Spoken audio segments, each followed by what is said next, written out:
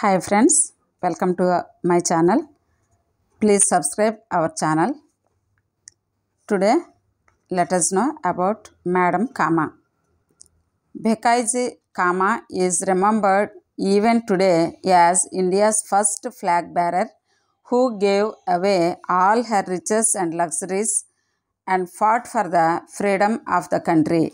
She had earned the love and respect of people not just in India but in Europe and America as well. The American media hailed her as the mother of the Indian Revolution. Some Britishers secretly admired her guts and courage, though most of them labeled her as an anarchist.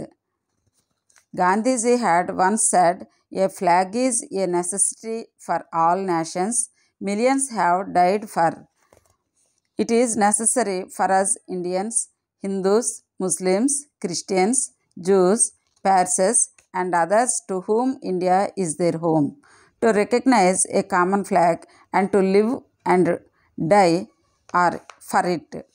Bhekaiji Cama was born on September 24, 1861 in an affluent Parsi family. Her father was Saurabji Framji Patel, a rich businessman, and her mother was Jaiji Mai.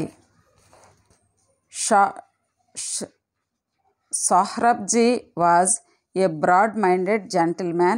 He encouraged his daughters to study and explore their environment and not confine themselves to the security of the family.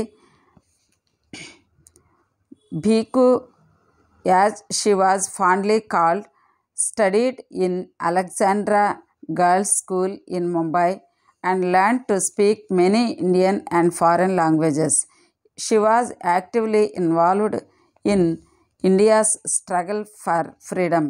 In the year 1885, she married barrister Rustomji Kama, the man of a well-known Parsi reformer and scholar Khurshedji Kama. Madam Kama became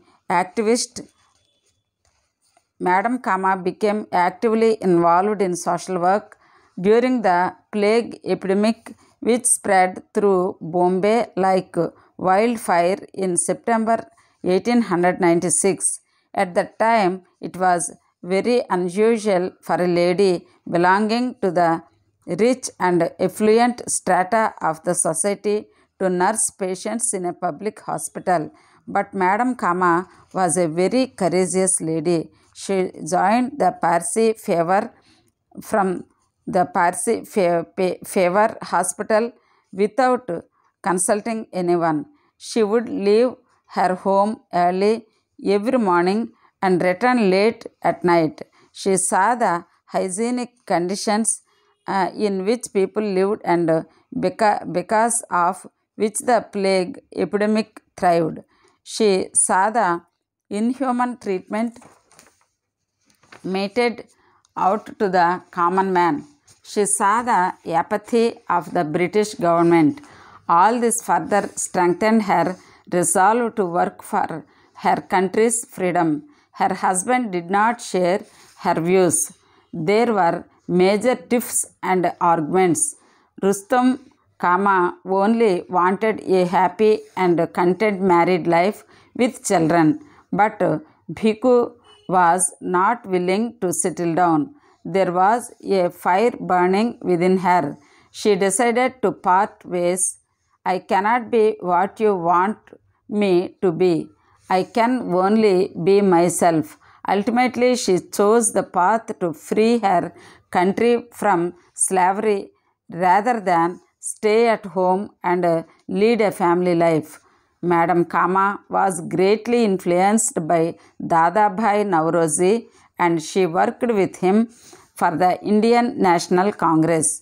In 1902, Madam Kama went to London. She met various leaders there and spread the message of India's struggle for freedom. In August 1900, 7. Madam Kama attended the International Socialist Congress in Stuttgart. She appealed in front of hundreds of international delegates to support the cause of India's freedom. I appeal to lovers of freedom all over the world to cooperate in freeing 1/5 of the human race. At the end of the speech, she unfurled a flag. It was a tricolor in green, saffron, and red with the words Vande Mataram, Solution to Motherland, on the middle band. This news was reported in many leading newspapers. The flag had been jointly designed by Madam Kama and Veer Savarkar. Green was the sacred color of the Muslims. There were 8 lotuses engraved on it. Saffron was sacred to both Buddhists and Sikhs, and Vande Mataram was etched on it.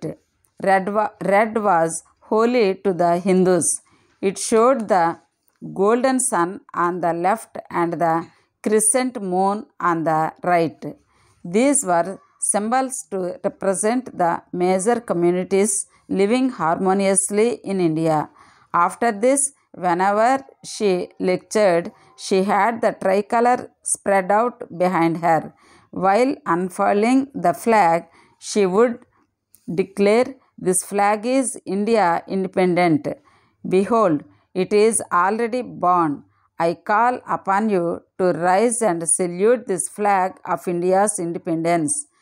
Pandit Nehru said, "I remember how we looked up to this flag, tricolor, not only with pride and enthusiasm, but with a tingling in our veins, and also how, when we were sometimes down and out, the sight of this flag gave us courage to go on."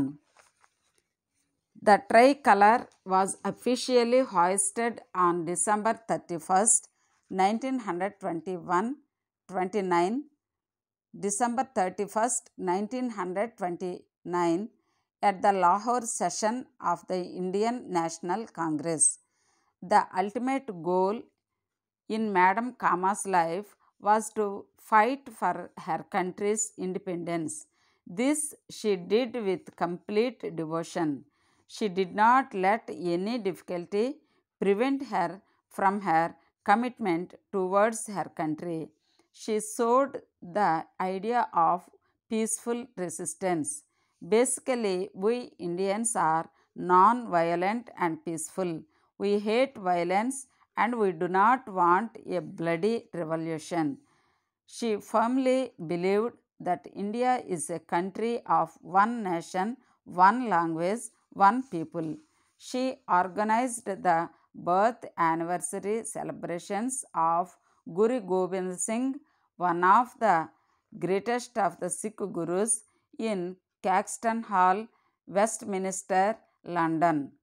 As a mark of respect for the Sikhs, everybody who came for the celebration wore a turban. Madam Kama was a very warm-hearted lady. She was like a mother to all young revolutionaries.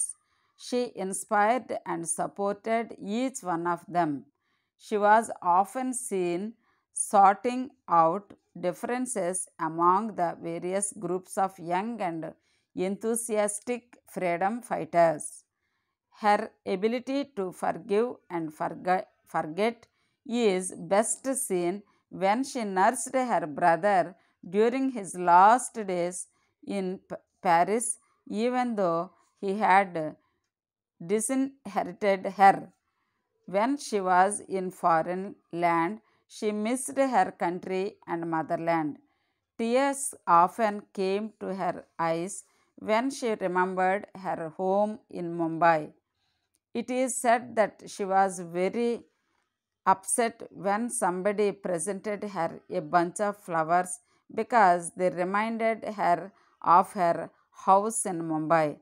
This courageous lady passed away quietly on August 16th, 1936 at the Parsi General Hospital, Bombay.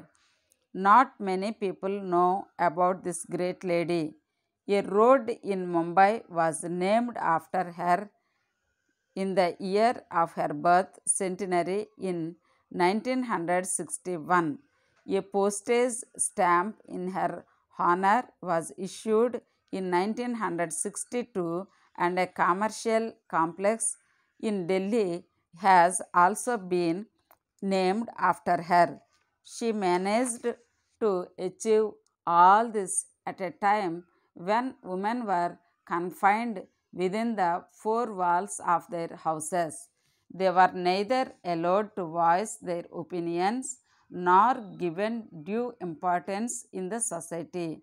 Bhekaiji Cama was definitely one of the greatest Indian women of her day. Her courage was exemplary. Thank you, friends. Thank you for watching. Please don't forget to subscribe my channel. Thank you.